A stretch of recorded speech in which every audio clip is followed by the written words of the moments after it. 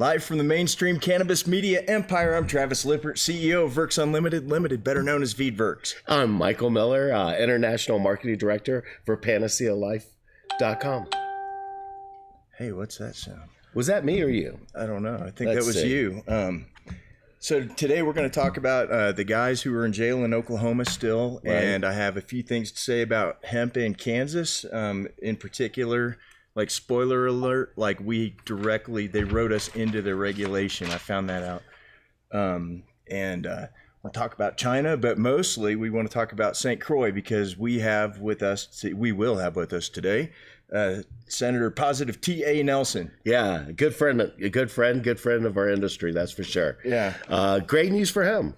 Actually, I think he's a 7-term senator there in the Caribbean, and now he is Commissioner of Agriculture, which is Commissioner of Agriculture. Yeah, that's awesome. Yeah, it is, definitely.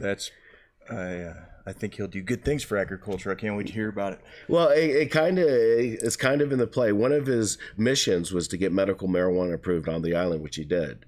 So now, as Commissioner of Agriculture, I wonder if that has anything to do with it, also to perpetuate that movement. I wonder. Yeah, inquiring minds want to know. We'll find out soon. Yeah, we'll get this working. Yes, we haven't will. been able to get him on yet. Last weekend was.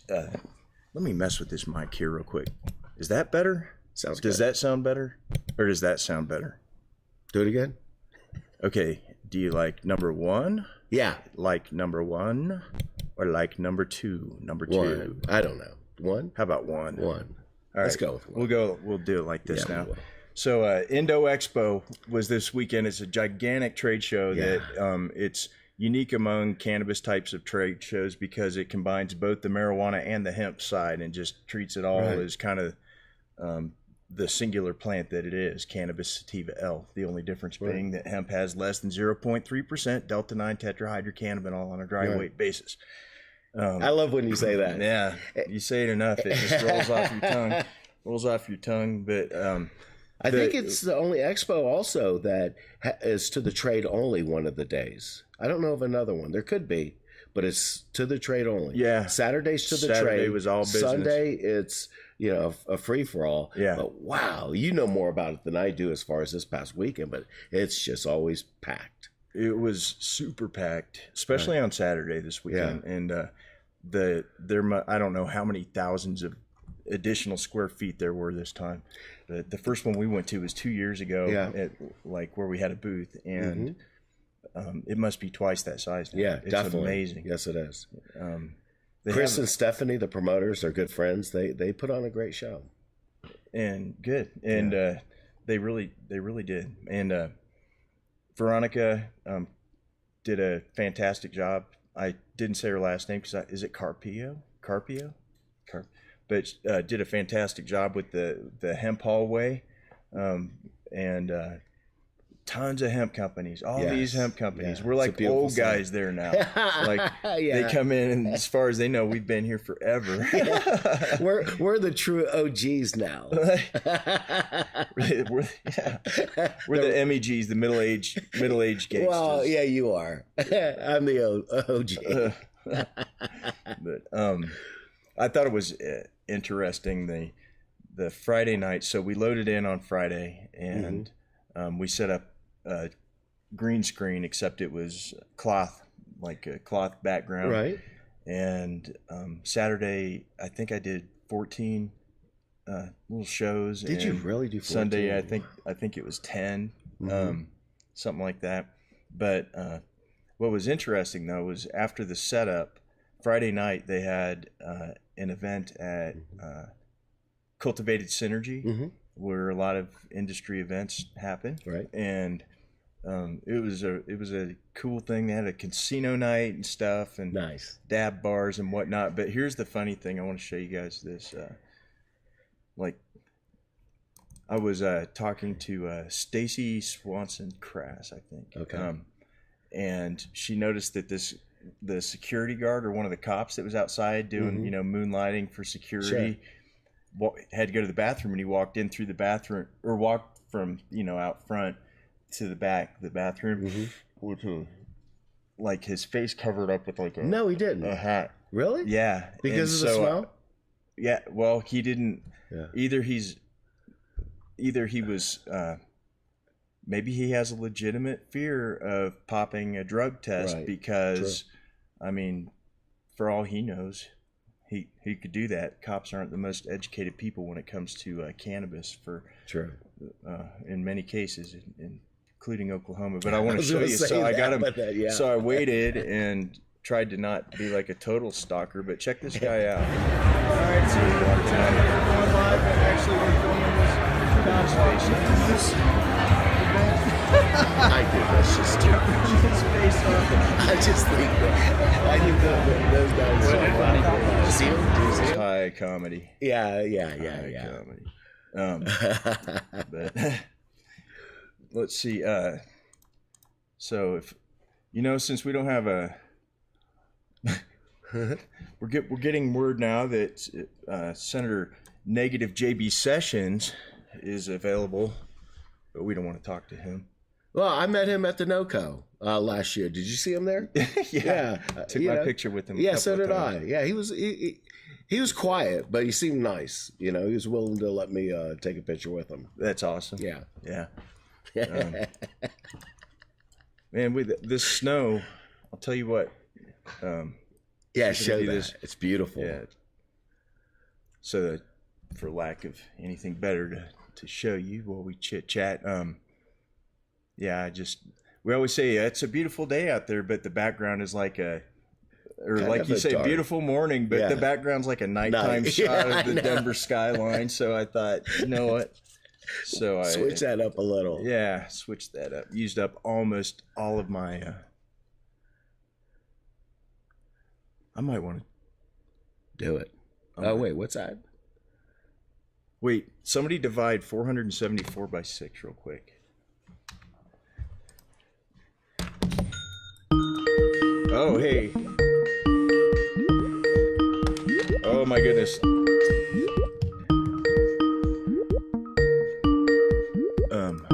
How do I pick up? I don't know. There? Wonder if that works. We'll see. Good afternoon. Senator Terrence Nelson. Yes, it is. How you there doing? He is. Yay! Yay! How's it going? Hold on a second. You got it. You got it. I love this guy. He's so cool. Okay. Thank you. All right. I guess you can't see me, huh? Yeah, we see you perfect. Oh, okay. Can you see us? I can see the Travis. I can't see anybody else. I mean, I can see you. Oh, let's see. I can see your profile picture. Oh, you don't see the video though. Let me see if. Okay, give us 1 second. It might be me too. I'm not that versed on this stuff. Might be you. Okay, so what? Let me see. Do I click on gallery or something? Hold on 1 second. Let's work over here. How about let me call you right back, and then sometimes that works. I will call you right back. Okay. Right back. Yay! So we're going to have Senator Terrence Positive Nelson. He likes to be called Positive because every time I've ever seen him, he's always positive. That is so loud. That is so. I don't know how loud that sounds to you guys, but jeez. Hello. Hello, Senator Positive Nelson. All right. Okay. Good. There we go. All right, gentlemen. How you doing, Mike? You look good. I'm doing good, buddy. Is Lippert or Slippert? Lippert. Lippert. Okay. Good. All right, gentlemen. How you doing? We're doing fantastic. Yeah. All right. Good. Let me turn on the fan. Wait, it's kind of hot. He's in the Caribbean, St. Croix. It is not hot here. Yeah, it's probably about. It's still, I don't know, probably about under 20 degrees. It was right 13 when I was driving in. Yeah, it was about that. Oh my goodness. Yeah. Well, here it's about 86, 85. Yeah, but that's nice. Yeah, the beach, the trade winds. Yes. Oh my goodness, we're all gonna have to come out there soon. That's for sure. Yes, please. Sooner than later, we have some things to work on. Yes, we do. We need to talk about having some kind of easy breezy conference. Nothing really big, just something that's real informative and educational to the people that live there and business owners. But that'll be appreciated. The sooner the better too, because everything is pretty much hot off the press right about now. Right. Now, here, wait. I just want to wait till Travis is no, ready. you see, our names are showing up. Well, on my side, your names are showing up in reverse. Are they okay on your side? I guess on our side it looks okay. Yeah, on our side it is. And it looks okay on Facebook, which right. Yeah, that's positive. It is positive. So this is live. This is live. While we do it. Yes, on yes, Facebook. it is. Okay, all right, good, no problem. So the people that don't know, for the people who don't know you, which is few and far between in our industry, but would you mind giving us a introduction as to Of course, I don't mind. My name is Positive T.A. Nelson. I am I was a senator here in the Virgin Islands up until January 14th, a 7-term senator. I am the sponsor and the primary sponsor of Bill number 32.0135, which is known as the Virgin Islands Medicinal Cannabis Patient Care Act. I am a cannabis advocate. I am a father of 4, husband, and I don't know what kind of background you want to have. I'm currently nominated as a designee for the Commissioner of Agriculture. Yay, congratulations. That's huge. Yeah, there's been a very recent appointment, so how I look recent? forward to seeing what I can do, particularly to roll out hemp and the cannabis industry here in the territory. Right. Well, your agenda, one of your agendas when you were a senator, since we've known each other for now, 4 or 5 years, was to get medical marijuana approved, which congratulations. You did a lot of work. I know a lot of people that worked with you to get that done. Now, being Commissioner of Agriculture, is that going to help you perpetuate what you did as a senator into, hemp and marijuana and cultivation?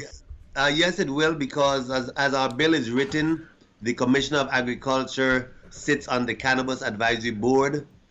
So I will be a member of the board, which sets the policies for the Office of Cannabis Regulation, which is the office that is going to directly be in charge of the regulation of the industry. So yes, I get to have some insight, and of course, being over agriculture, hemp falls under agriculture, so as it relates to certain land uses and permits, etc. I'm going to have some say-so in that. Nice. Yes. So Travis and I want to start a hemp farm there, don't we, Travis? Yes, sir. How about that? We look forward to some real takers, making a move on that, because we really believe that it can, besides the oil, as it relates to business of building supplies, it will be able to help in perhaps providing affordable building supplies here in the territory. When I was reading up on you, I saw that you went to, where I'm going to find it. Wait for it. Because there it is. The St. Croix Central High School class of 1985. And so the first thing I thought was, I know Tim Duncan went to school there. He didn't go to the same school, though. He went to some rival school. Yeah, he went to St. Dunstan's Episcopal School, which is a private school. I probably have him by a few years, so I did not know him personally. But I went to, at the time, it was the only public high school on St. Croix. But we do have another large public high school as well. You guys were hit by Hurricane Hugo in 89. Yes. And that was, by everything I've ever seen about it, just devastating to the island. And do you think that hemp is surely you guys haven't fully recovered from that devastation yet? You're talking about Hugo or the most recent ones, Irma and Maria? Because we get them in between. So Hugo was in 1989. There was a lot of damage. We don't ever get fully recovered. Some buildings never do get repaired. Some trees never do grow back. So certain landscapes do change forever. However, we did bounce back pretty good, and we were pretty much stabilized and on our foot as it relates to from recovery. And in 2017, as you know, Irma and Maria back to back, and about 10 days apart. They slammed into us pretty hard and created a whole lot of damage. So now we definitely are not yet fully recovered. There are still a lot of blue tarp on the roofs. The landscape has come back pretty good because, you know, we have the rain, we have the sun, we have the nice weather, but there is still a lot of work, a lot of work to be done as it relates to reconstruction of homes, government buildings, business facilities. But the people, we remain in good spirit. You know, we live in Hurricane Alley. I guess we're somewhat accustomed to getting knocked down and getting back up. That's spirit. You're speaking of knocking down and getting up. You're also a black belt in Taekwondo. I didn't even know that. No, Mike. Yeah, that's one of my little secrets. I am practicing martial arts for some 29 years now. I actually do have a dojo, King Cobra Taekwondo of St. Croix. Wow. I actually trained in Raleigh, North Carolina. As a matter of fact, in 1989, that's the year I graduated from St. Augustine's College in Raleigh, and I was still living in Raleigh, North Carolina at the time. I actually moved back to the Virgin Islands in 95. I trained in North Carolina. I got my first 3 degrees, and when I came home, I started King Cobra of St. Croix, and I continued to teach as a master instructor in that dojo for up until now. That's so cool. I always feel like like I've wasted my life every time you bring on guys these guys. Well, me too.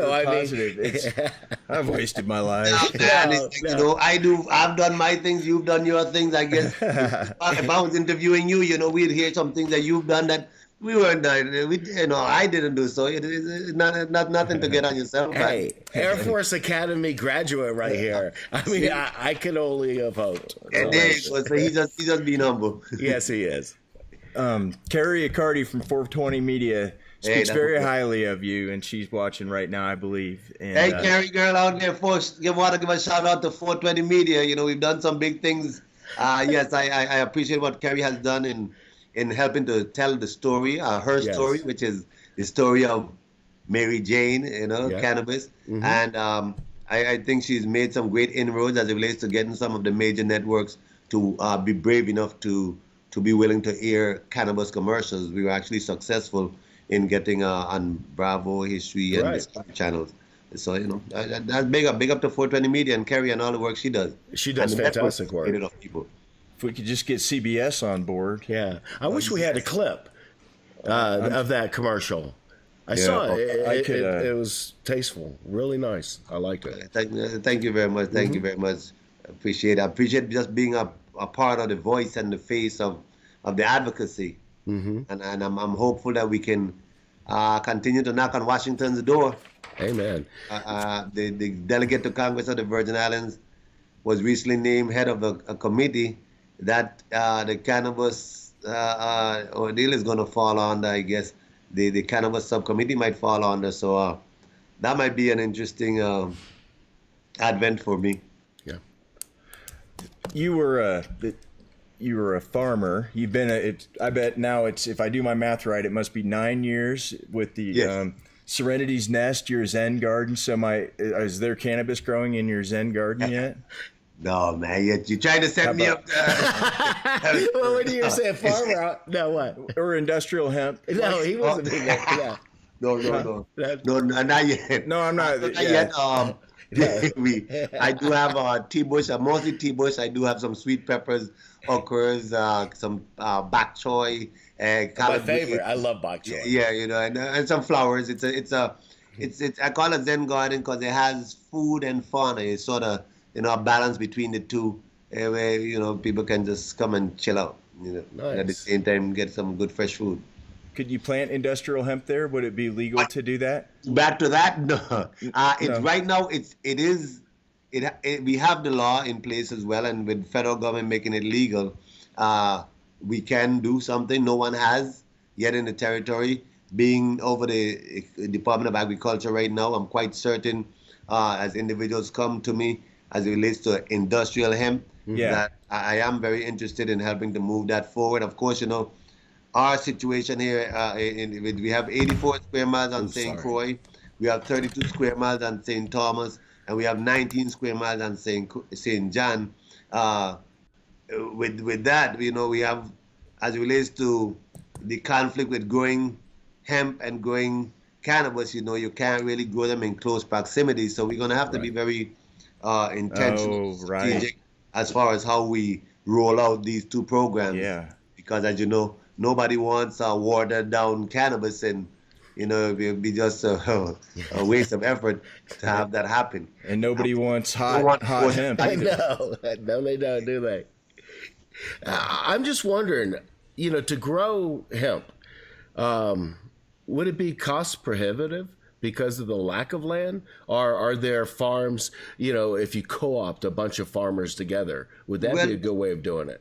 Okay, a very good question. I don't believe it's cost prohibitive. There is enough large tracts of land that even the government owns that we can do some centralized growing. And albeit we can't probably do too much of a large export market. Right. I don't know how much we can get to, but because hemp is reproduce every 5-6 months, 4 to 6 months, you the idea of saving the crud and stockpiling until you get up to enough of a supply that makes sense. I believe that we can have a market to scale that makes sense for us, even as it relates to just providing local building supplies, whether it's hempcrete, whether it's plyboards, you name it. I do believe that there's room to make some type of canvas and even make it available to artisans in the territory, so that we can actually make it a commodity that value-added uses to the hemp besides what we might do. I think, as for my vision, I would like government, and it doesn't have to be, but I would like government to take a role in having a big central grow and then making the first byproduct from it, and then have other entities purchase those byproducts to do other things with. That way we're not doing it all, but we are ensuring that we have a large one. We want to capture the labor around it, and of course the revenue as well. Sure. Yeah. So would it be legal to like a corn maze where people, could you do that with industrial hemp in St. Croix? You're persistent, aren't you? Well, you could do it in Colorado, but you cannot do it in Kansas. Yeah, it is true. You can here. But it's what's permitted, and I guess, seeing that it's all new now, and I'm currently being tapped to head the Department of Agriculture, I personally am interested in helping it roll out.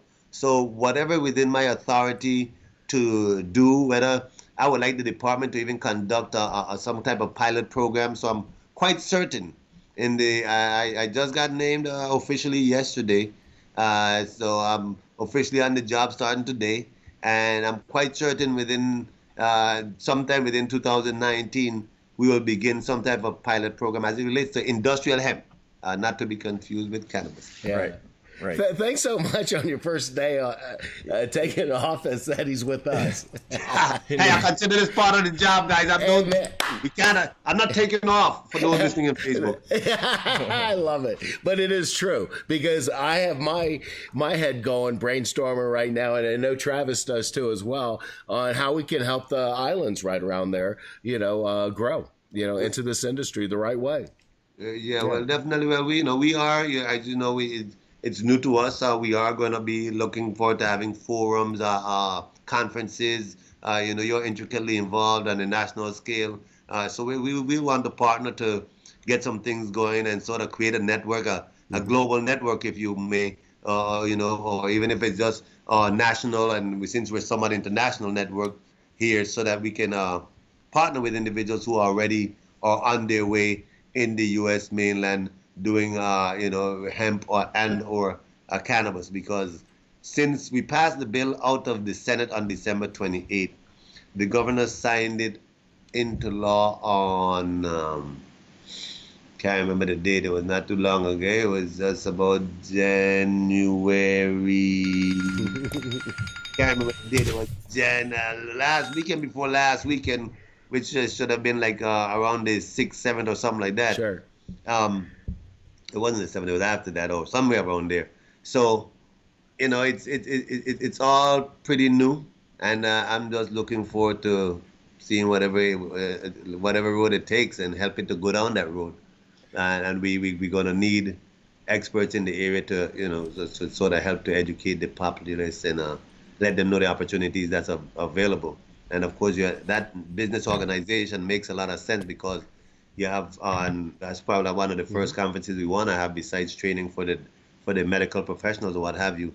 We want people with business interests in cannabis to be able to, network through a conference and perhaps, create a chapter down here where we can perhaps, encourage them to continue to advocate on their behalf, even to the extent where we might need to change or amend the laws in certain instances. Right now in medicinal, there's a push to go beyond medicinal. I'm not in the Senate anymore, so that would be the task of another legislator, or if the governor decides he's going to go down that road. But we're on our way, and I'm excited about that. December 28th, I've been inundated with calls. I started to say earlier, since December 28th, the amount of phone calls with interest. It really feels like I haven't had many meetings as a senator in 14 years, because from December 28th to now, the amount of meetings being, whether it's on the phone or in person or people just dropping by Serenity's Nest, we have been trying to lay low. The interest is very interesting. So tell me your new job title again. It's Commissioner? I'm currently the designee for the Commissioner of Agriculture of the Virgin Islands Department of Agriculture. Commissioner of Agriculture. So that's all agriculture, not just hemp. Right. So what other agriculture is going on in St. Croix or in the Virgin Islands? Well, there's not much. There's not what I'd like to see. We do grow a lot of small crops. We do have the University of the Virgin Islands has done foremost research on the long-haired sheep, the sweet corn, the tilapia fish, the centerpole cattle.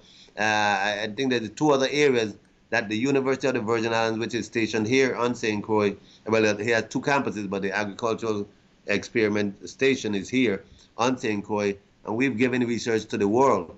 What we do not do in a real commercial scale, a commercial level, and it's my interest, being head of the department, to take it to the next level. We have some things to do as it relates to food production, not only as a matter of economics, but as a matter of national security. We are surrounded by water. Sometimes there is bad weather. Ships can't come here right away. You know that we're in a world filled with conflict. If there's war, we might not have ships. So I'm very much interested in building the food supply here, having seed bank happening here, water restoration, generating the future farmers, and really having a curriculum that is encouraging that.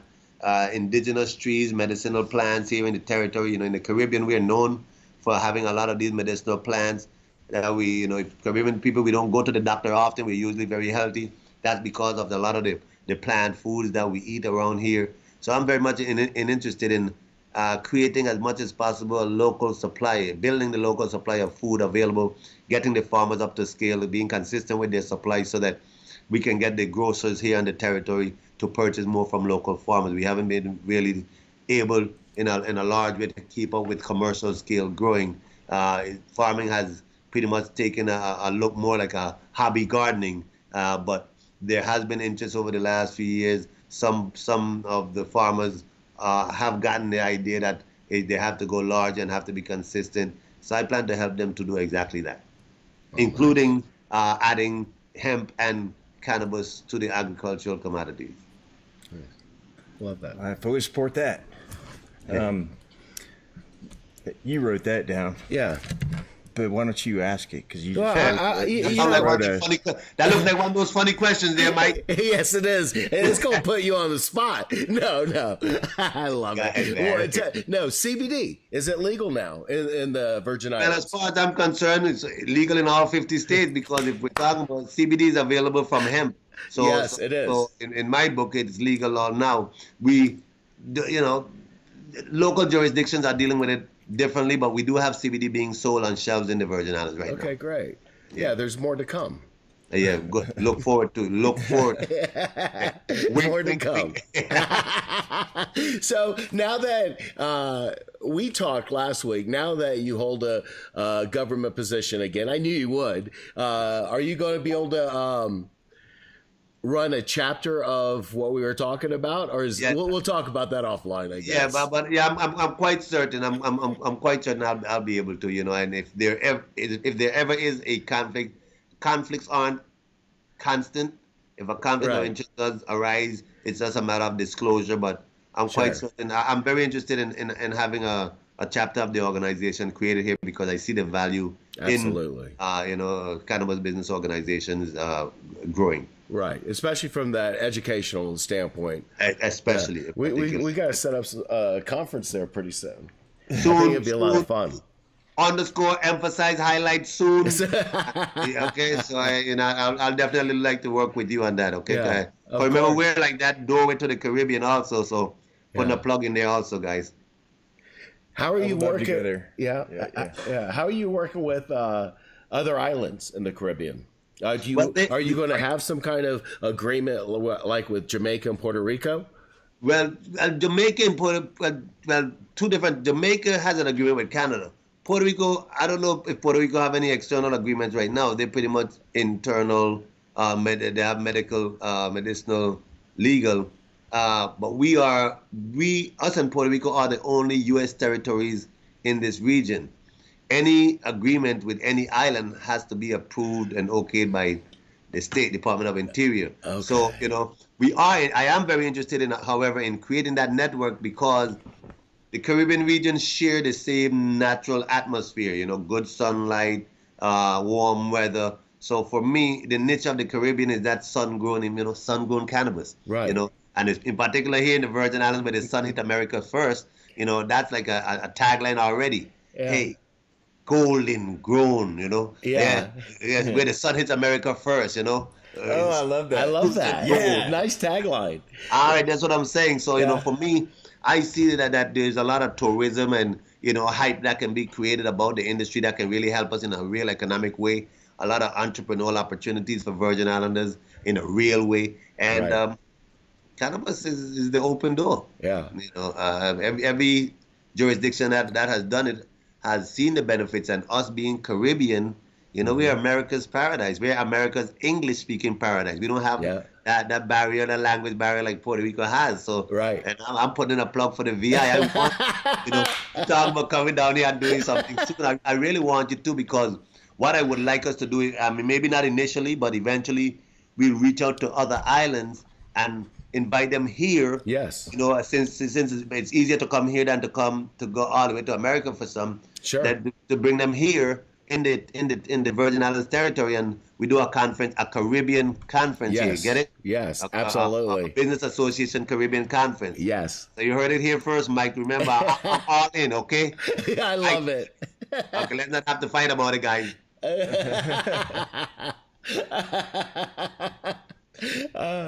I'm trying to make out what you're wearing on your lapel. This a lion. This what you're seeing here is the Lion of Judah. As you notice with my locks here, I am Rastafarian. I don't practice Rastafarianism as a religion. However, I practice it as a way of life. However, this Lion of Judah represents biblically the Lion of Judah as David. David. Oh, okay.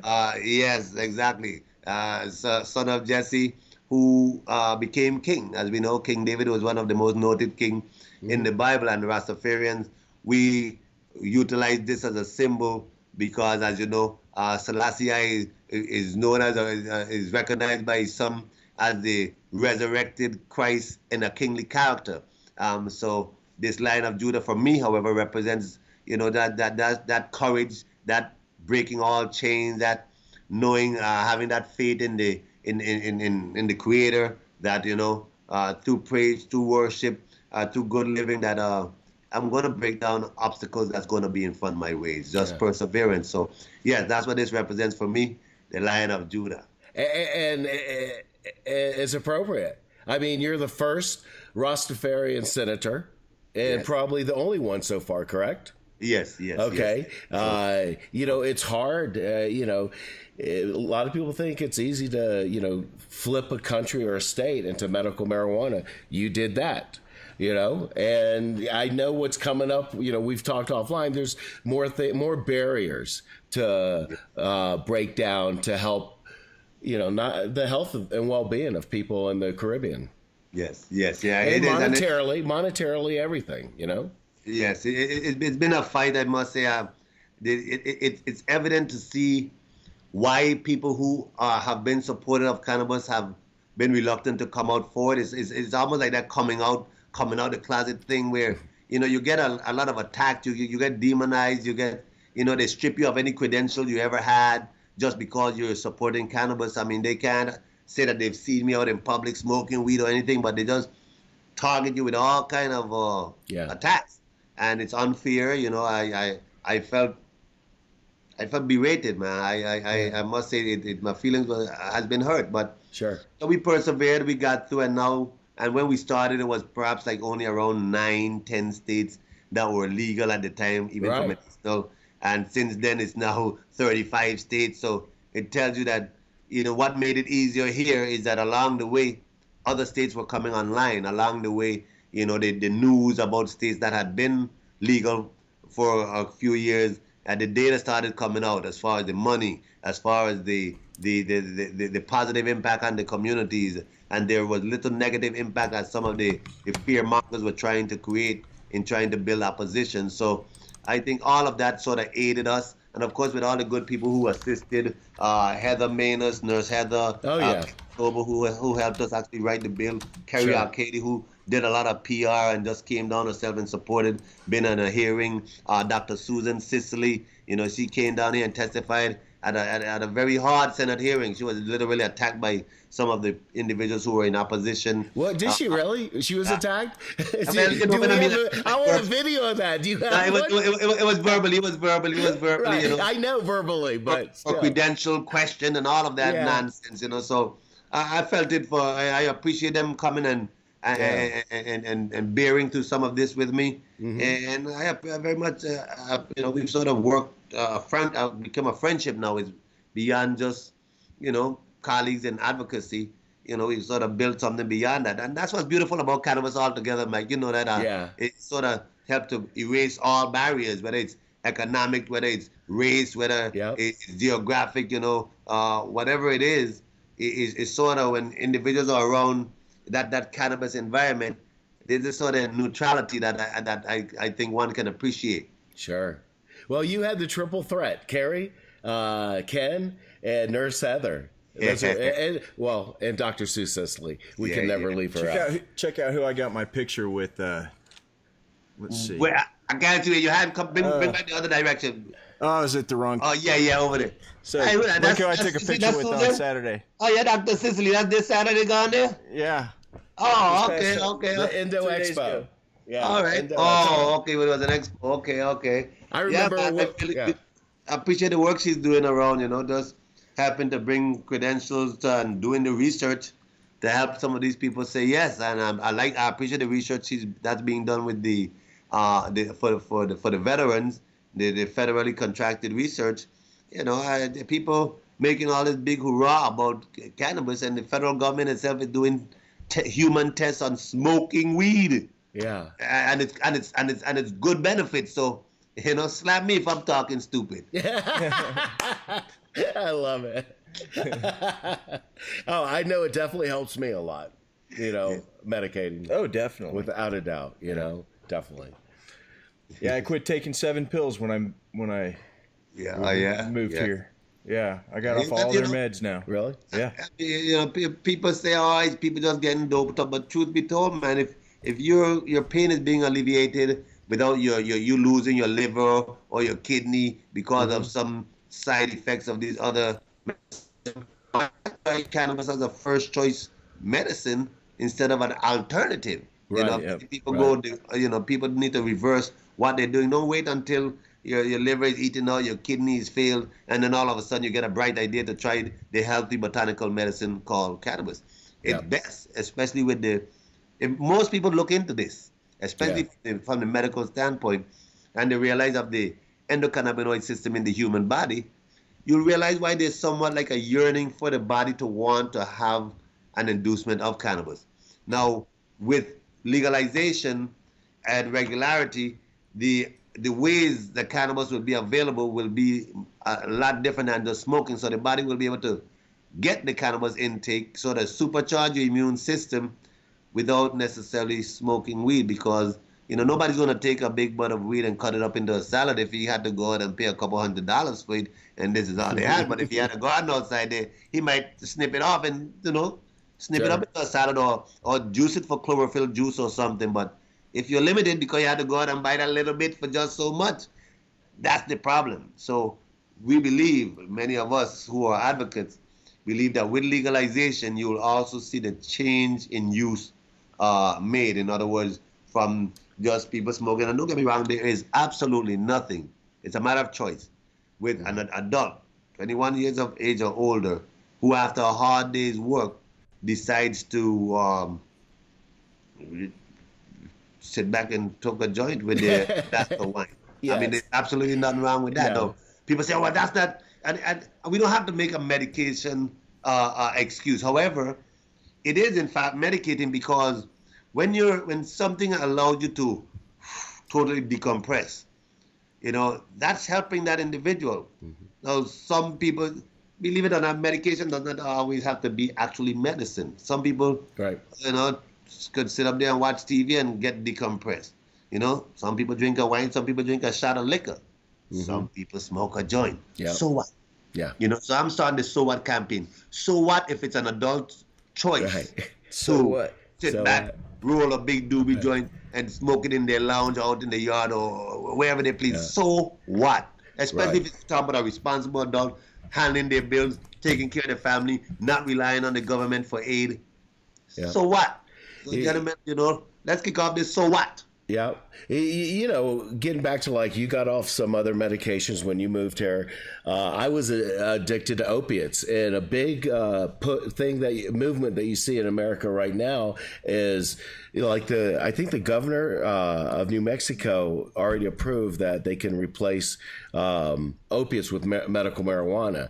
Mm-hmm. A chiropractor broke my neck 8 years ago, and the first thing they gave me was 160 roxycodone 30s, and I'm just a guy with a broken neck. So I'm taking these, and they gave me Xanax, and they gave me a laxative, because I don't know if you've ever known anyone with opiates. Oh my God, does it ever? But after a year, they're giving me more and more opiates, and I know I'm not my happy self anymore. Mm-hmm. And so being that messed up on opiates, I went to a specialist who got me on Suboxone, and 4 months later, and then when I was messed up on opiates, still working and everything, no one would really know, but I knew my heart and soul. Yeah. And, 4 months later, smoking marijuana again and doing Suboxone, I was totally off opiates. And, I've had an operation since then, and I said, okay, I just want the least amount, and made it through fantastic. So for the naysayers out there that think, these people that have issues, whether it's by choice or by being prescribed by a doctor, this is an alternative to opiates, 100%. I'm a living, breathing person saying, what I went through. Yeah, and I appreciate you sharing that, because truth be told, the addiction crisis or epidemic across America and across the world altogether with these opioids, it's bad. Yes, it is. And when you find individuals who are wanting to commit suicide or harm other people because of medicines that they're taking to supposedly help them, then we have to reconsider what it is we want to consume as it relates to health. Because if it's helping you in one way, but hurting you and others around you in another way, most individuals who have done some type of shooting up the place in America over the past few years will tell you that they were suffering some type of depression. They were on some type of these medicines that were causing them to think this way. And to date, there's no data that shows any such thing about cannabis use, whether as a medicine and or recreationally. So I really wish that we'd get over this hype and get past this, whole demonizing of cannabis and its users. And really, the federal government in particular just take its hands off of it and allow the commercial industry to sort of ensue and, let it do what it's going to do. I think the practitioners of cannabis, the consumers in particular, some have created a self-regulating industry. In other words, If your stuff ain't good, it just ain't good. You know, I know everybody wants to get in the industry and everybody wants to grow. But quality, if you don't have the quality, it's not going to make the grade and it's not going to make the shelves. And, Yeah. you know, you're going to realize that maybe you need to choose something else. So, well, you know, there's a lot of opportunity, but there's some skills as well that comes along with it. I mean, let's face it, people are a master grower graduating. There are now courses which certifies individuals as master growers. Sure. And with a master grower certificate, you can command over $100,000 a year in salary. You know, I mean, that's good. That's really good, and it's true. Yeah, people with chemistry degrees and biology degrees who can't get picked up by the big pharmaceuticals are now running labs. That's also very good. Yes. You know, you have people in agricultural science who have taken up nurturing soil. You know, never mind to talk about all the healthcare practitioners from whether masseuse or physical therapists or you name it, or just, you know, you name it, heart doctors, everybody are recommending to their patients finally that use cannabis as a first choice, even to avert surgery. Yeah, you have these bone doctors. Most people complaining about back pain. Now, instead of having surgery, they're actually treating that pain and alleviating the pain using cannabis, because, as you know, surgery might work, man, but it's just once you cut, you can't align them like the creator did. So No. that is something you want to try to avoid, and if cannabis can help to avoid that, again, why not? Yep, so true. Why not? So what? I love that. So is that the tagline now? So what? Well, you know, as it relates so to what? people, yeah. So what? Because and I've had to develop that because as a legislator here in the Virgin Islands, locks on my head.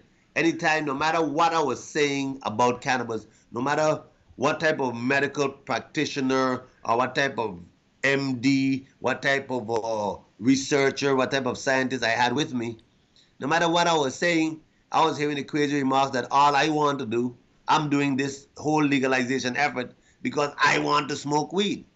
And so my response to that eventually was, hey, so what? So what if I, as an adult, choose to? And again, I'm not making any admissions here or anything else, right? But so what? I'm grown. I'm not asking you for the money for it. I'm not doing it in your place.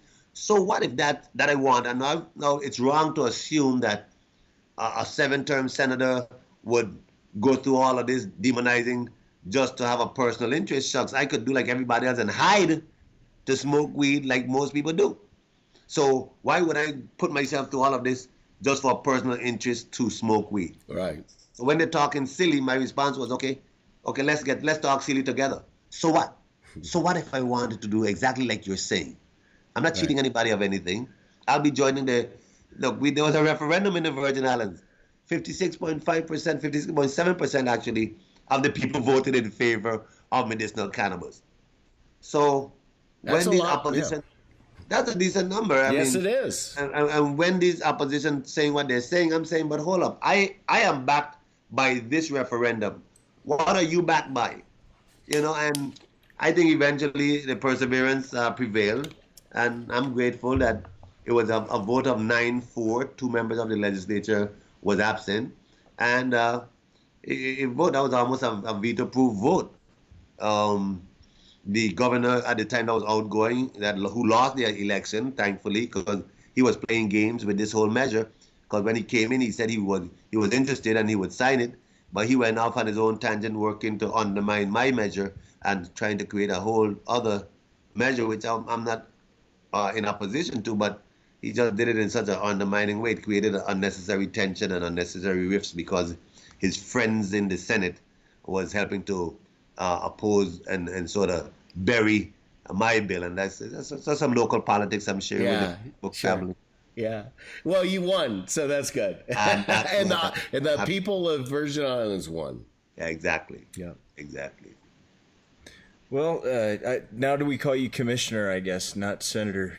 Well, I must admit, I do. Senator Commissioner. Travis, I do have to survive a legislative process. You know, it's with the advice and consent of the legislature. Oh. So I haven't gone to that. I don't want to count the chickens before they hatch, but Okay, we're not going to jinx it. So I'm commissioner nominee or commissioner designee.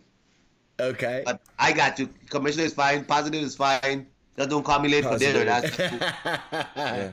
Well, I have a feeling sometime this summer you might have Mainstream Media Empire there, along with the International Cannabis Chamber of Commerce, and we need to start having a series of.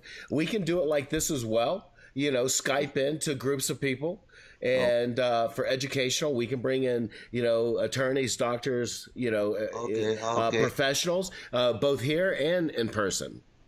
okay, good. Well, we'll probably do some talking, Mike, because I see your organization as one that can really help me and help us in the educating of the populace and the opportunities available especially as a business organization. I want for Virgin Islanders to know that the varying opportunities which exist in the cannabis industry besides actual growing and harvesting the plant.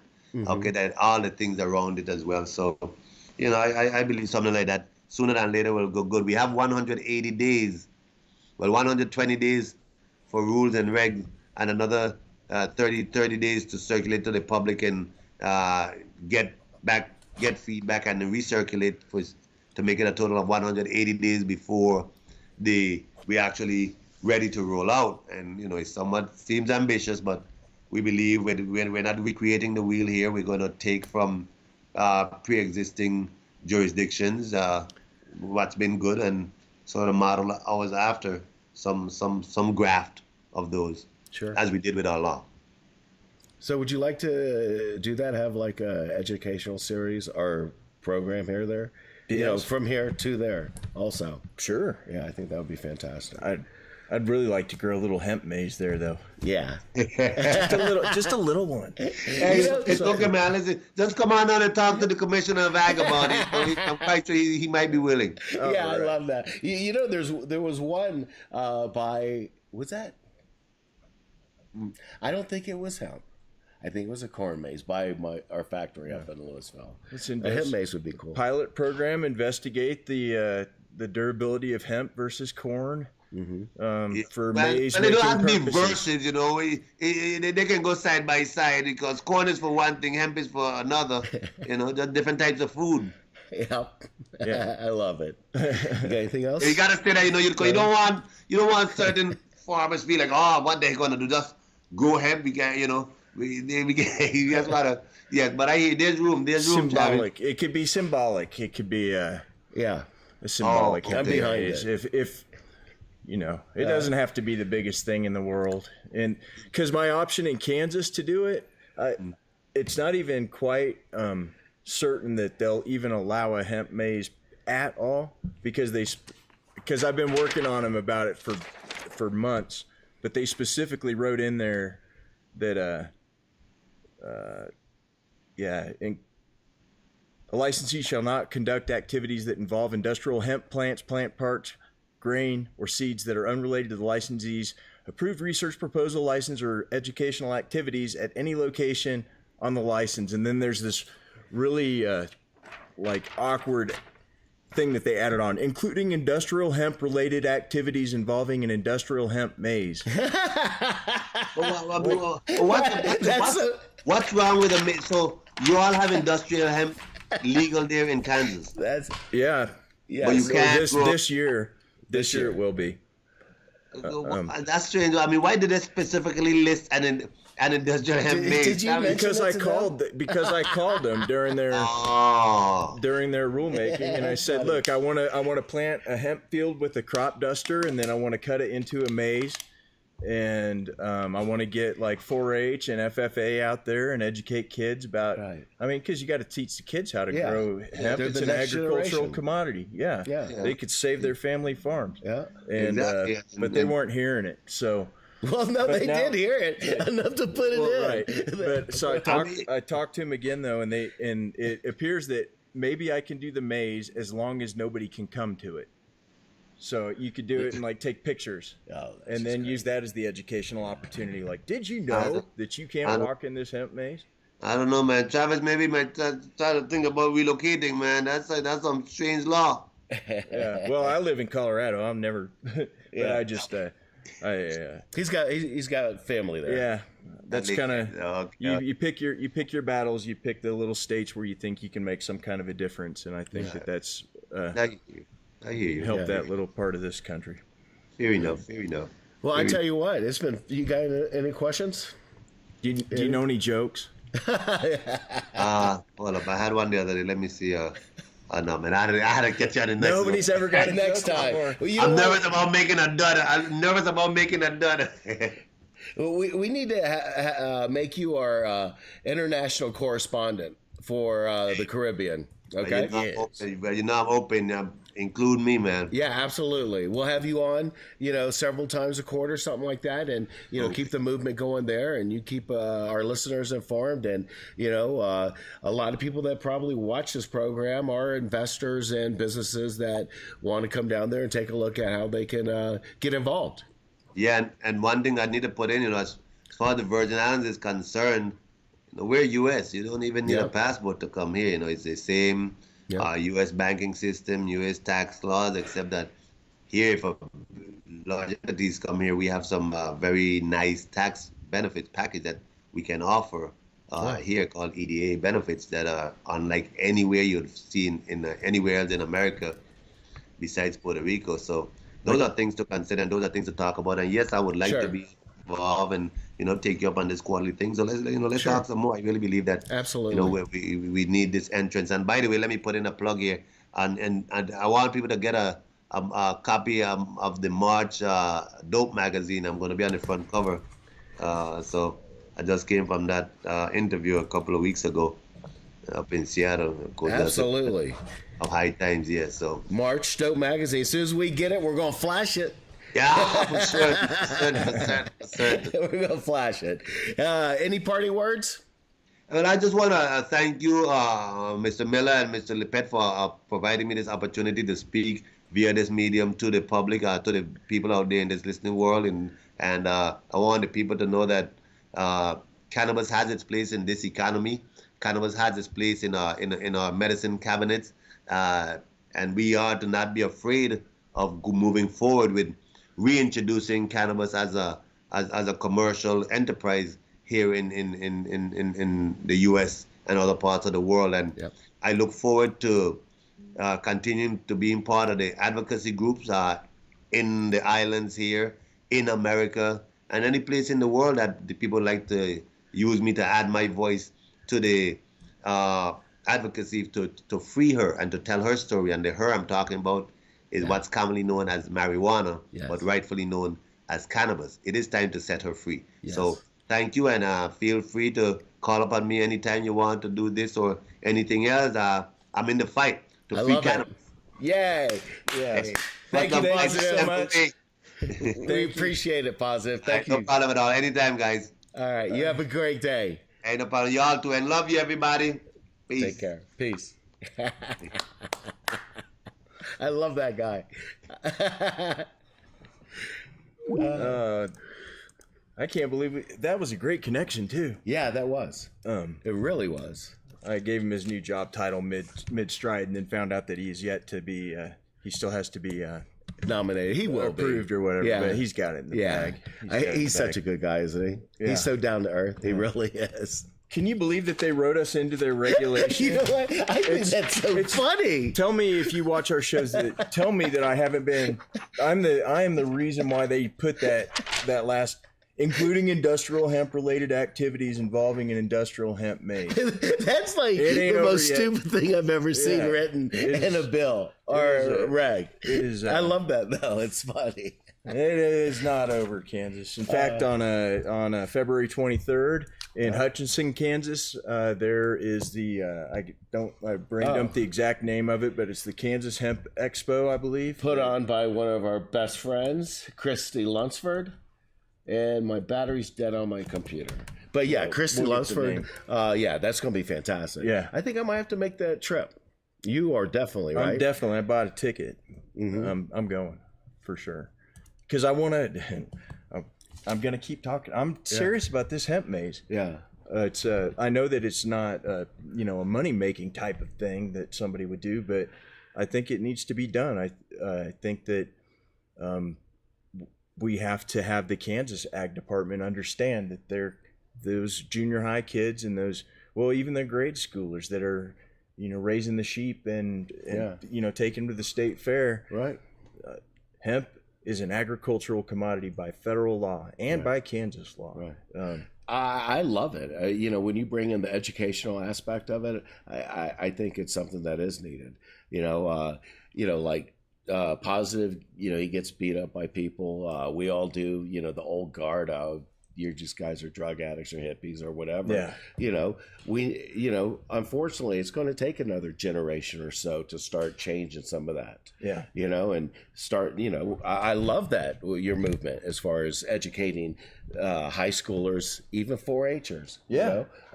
Because it is a legitimate commodity now. And educate some cops. Yeah. I mean, we gotta make that one famous. We got nickname something, the masked man, or we gotta run him all the time. He was either really, at first, my first reaction to him was that I thought he was just a moron, and I was, just anti that. But then I really, as I thought about it, I realized that he might just honestly be concerned that he'll fail a drug test, and he's not trying to do any Which I think it would be impossible, but he doesn't know that. I mean, just to walk through the room. Yeah, just to take a look. No. I don't see that. Now maybe at the Connoisseur Cup. There, I don't know. Or the old High Times. I tell you what, 6 years ago was the first High Times that I came to. It was here in Denver. Like 35,000 people would show up, and a lot of dispensaries, they were just handing out marijuana. There was just puffs of smoke all over the parking lot, and because it had all of the Denver Mart and all of the parking lot full in the back, vendors. I mean, there must have been like 1,500 vendors or 2,000 vendors, and just a lot of fun. But the cops were always cool back then. And I'm sure that guy, it might be that he thinks he might drop dirty or something like that. Yeah. But the Denver Police Department was actually handing out nacho cheese Doritos to everyone, with their little logo on it. We loved it. They treated us so nice. We need to get the cops in Pawhuska, Oklahoma to adopt a similar level of knowledge and understanding. And niceness. And get that attitude. Yeah. I don't know where exactly it's at right now. I do know, unfortunately, 2 people are still sitting in jail. I'm not 100% sure, but I was told it's a no bond. And, but now, hopefully, because they were using that, the government was shut down, that they couldn't get it tested. Right. Now that it's not shut down, I hope that they go get it tested, because, there's really only one way to test industrial hemp, if it's hemp or marijuana, and that's a potency test. Mm-hmm. And, just because the dog says it's marijuana, and even worse than the dog, the microscope. They said the microscope test proved it was marijuana. I mean, it just doesn't make sense. We should come up with a bunch of other Oklahoma marijuana hemp tests for next show next week. Things like you listen to it. Listening to it. Are you marijuana? We'll put this. Hit a tuning fork and measure the vibrations. Get with it, man. You can't put people in jail and lock them up and test it. Let them out. Yeah, I'm sure. This is stupid. I'm not. I don't. I'm sure they have loved ones, and that's just just horrible. To be put in jail, no due process, really, just because a microscope and a dog said it was. And just too many people said it was industrial hemp. I mean, when you have the state, another state of Kentucky telling you it's industrial hemp, it's industrial hemp. That's yep. It's these fights that we got to fight to. Yeah. You guys that's the one that you ended up in. It's a big one. Yeah. And, that's one of the reasons I love doing this with you. We like to have a lot of fun, cut around and educate people, and in turn we get educated. But yet we get to hopefully, make wrongs right. you know, by putting them out there and having people take a look at, you know, what's going on in the world today. Yeah. You know? So great show. Yeah. Great show. Love it. So we got a new international correspondent for the Caribbean, Positive Nelson. I think that's going to be fantastic. Oh, I want to do my Chinese correspondence. Yeah. Like, if you, China's an interesting place to do business with, especially, you know, with the time zone difference. So if you need to order something from there, then you got to get on their schedule, which is 13 hours ahead of us. But in addition to that offset, that you know, having to be nocturnal last night to get some stuff done. They also have started Chinese New Year. Like, oh really? Yeah, and I don't think it's Chinese New Year yet, but they take that whole country just takes off 2 weeks basically. Wow, it's pretty cool. They do it again some other time in the fall for like the Dragon Boat Festival, I think. But they're shut down. But the thing I wanted to say about that is that's something that has changed since. When we were first starting the development of our first cartridges, which are only made in China, I've never even heard of an actual manufacturer of cartridges anywhere else, not just outside of China, but specifically outside of Shenzhen, China. Really? Is that where it is? Shenzhen. Yeah. That's where all this stuff gets made in these huge factory cities. But when we started, like the minimum order quantity, if we wanted to put our logo on it or something, it was in the low hundreds. Right. And all of these cartridge suppliers now are raising their minimum order quantities to sometimes 20,000 per design, and that is how I know that. We got a lot of competition on the way. Yeah. Because they are, and it appears that the bottleneck is in the actual, if you're going to screen print on there, that's really, when you get down to it, that's what the bottleneck is. So I'm thinking about getting the cartridges, made there, but not printed there. Right. And print them here. Yeah. Like, how much could a little screen printing machine cost? I could tell you how much. You can get them for cheap. Really? Yeah. But maybe somebody's already got a screen printing business. If you do, let us know. Let us know. Yeah. I always point at the. I don't know which one it is. Know. Yeah. How about both of them? Yeah. Well, I always do. I don't know which one it really is. Yeah. Hey, doubles. Isn't that awesome? I like that. Right. So I'm not sure yet. I will confirm it today, but we might have Senator Diane Savino out of New York. As our guest, either next Tuesday or 3 Tuesdays from now, but one of those 2 days. And I'm finalizing everything up with former President Vicente Fox out of Miami. Hey, I know. Hey, I forwarded you the emails. I know. Hey, I can only do so much. I try. Vicente Fox is going to be awesome. You know what? That's the one that we really got to prepare for. We got to have some little props. You can't miss that one. It's going to be funny. But you know what? Maybe they'll come after us. Who? And after our props. Oh. The wall, the ladder. What Positive was talking about, he wanted to build I was thinking he was going to say wall around, because he had just talked about how there's 84, was it square miles or acres? Square miles in St. Croix, and like 34 in St. Thomas, and 19 in St. John's. Is that the name of the island? But I was so glad that politicians said build and it wasn't wall. Yeah, the wall. I know, so sick of that. The wall. Yeah. Just anyway. Well, I think let me work on getting President Trump on our show. Do it. Wouldn't that be the best? Of course, we're joking. He would never, but I think that since we had Senator Positive Nelson, I think that we need to offer, what's that called, like equal time to Senator Negative JB Sessions. Well, you know what?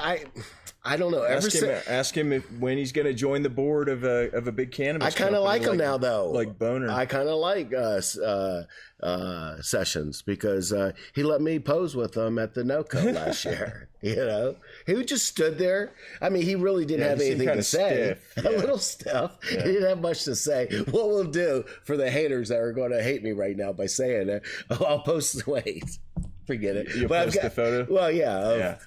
NoCo. Yeah. They actually had a cardboard cutout of him, and you know what? He kind of stole the show. I watched. Everyone wanted pictures with him. Yeah, that was a good idea. Yeah, it was. Saw that and I thought, oh, I should have done that. Well, I tell you, great show, and I was under the weather a little bit, and I know. You had that unfortunate thing of dealing with someone on the company on the other side of the world. Yep. When I was in life settlements, we were having to have conference calls with Berlin and Manchester, England, like 3 times a week. And, it's a different lifestyle, kind of, if you have to do it all the time. Yeah. You got to really pay attention to when do you really go to sleep and wake up, because those are really important calls. Yeah. So thanks so much. Yeah. Great. Thanks for joining, everybody. Yep. Capital, one last thing. Capital Thursday is something for the opioids, at trying to get opioid replacement added. I need a good way to say that, but to add a qualifying condition to our list of conditions. To our Colorado's list of conditions. Oh, outstanding. Fantastic. So if you go to the Veedverks page, find the events thing, and it's on the information is on there. I should probably go there because like I said earlier, I can definitely relate. I was going to, if you're not doing something really better, I think that story, you telling that story just like that to that room full of people. It's the truth. I don't hide from it. It's nothing to be embarrassed about. And I hope people out there, that have issues with opiates, whether you took them on your own or a doctor prescribed them, like in my case, it's just, it's still the same result. It's not a good thing. And this is a fantastic alternative. And there is a drug that you don't want to stay on too long, even though a lot of people do, I hear in Europe, but Suboxone. It's like a beta blocker. It helps curb everything. And then I mix that with medicating again with cannabis. And around 4 months later, boom, it was just fantastic. Life. I was just myself again, and not having to worry about, don't forget to bring these, or, just some real uncomfortable situations. Yeah. Well, thanks for joining, everybody. See you next week. Oh, wait, here's my new catchphrase. Yeah. If you don't get hemp here, get hemp somewhere. I love that. You got it here. Right? Cool. All right. Good day, everyone. Thanks. We'll see you. Bye-bye.